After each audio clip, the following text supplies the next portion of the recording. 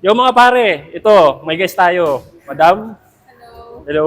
Lagay lang natin yung mic ah. Sure.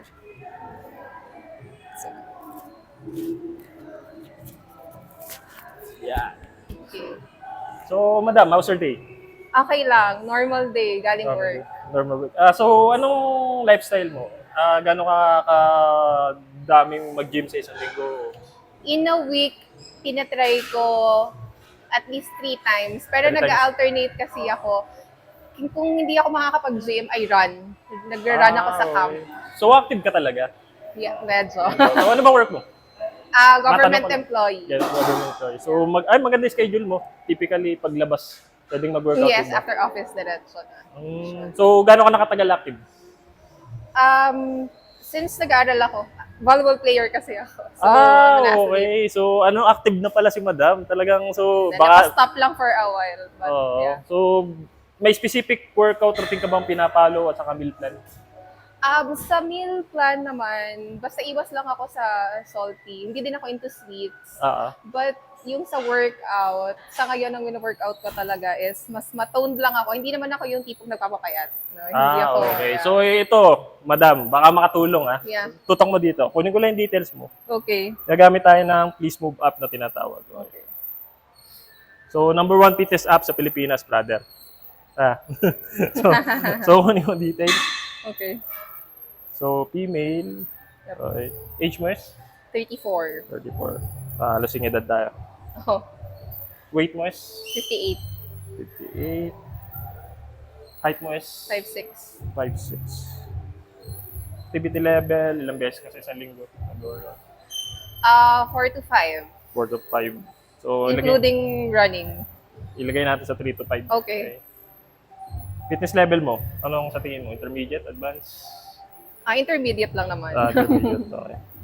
So, fitness goal mo, since mostly, hindi naman ako sexes kasi puro palalaki halos ang nilagay ko dito.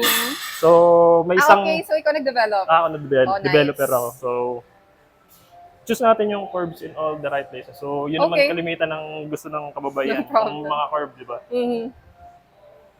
Date natin. Okay. So, yun na. May workout ka na. So, check natin yung workout mo. Mhm.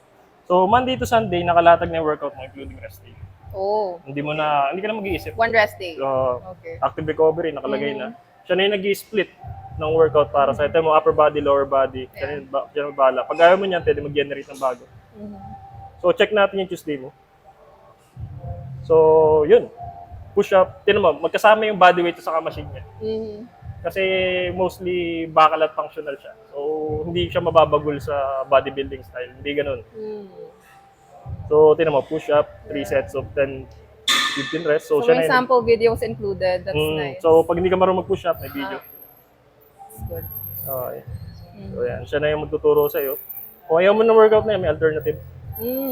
May Okay. push up. Pwede mong palitan yung video pag ayaw mo rin. Mhm. Saka pagka pwede ka mag-record each exercise. May notes tayong tinatawag. So, yan. At saka, may timer.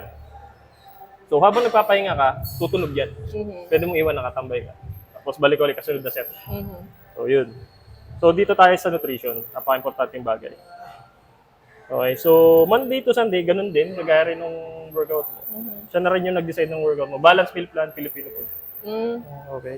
Kasi mas madaling mahanap sa palengke natin. So, Yeah. diba?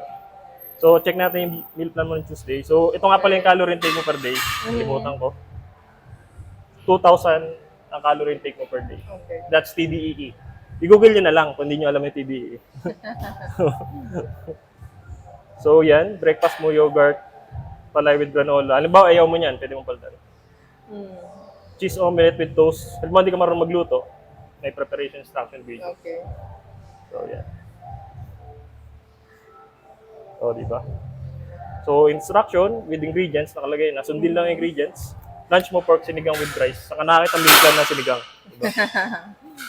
Dinner, eggplant, and tomato stew. So, yan. So, yun. Ito ang magandang tanong, madam. How's that? It's nice. Cool yung yung merong sample videos. Kasi usually, di ba, from the app, lilipat ka pa ng another application. Para Diba? lalo pag nagsa-start ka pa lang mag-workout, May wala ka fitness masyadong pal, idea. mga ganun lilipat. Yes, lalo na pag ganito, tas bago ka sa gym, di mo lang gamitin yung mga equipment and all that. Cool yun, that's nice. Nice, nice. Di ba? Napaka, tawag dito, diba? Convenient. Yun, Convenient siyang convenient. gamitin, Convenient. So, yun talaga pagkaka-design yan. Para hindi kayo mahirapan at hindi kayo tanong ng tanong sa akin. So, yun lang. Bye. Thank you. Thank you, thank you, thank you.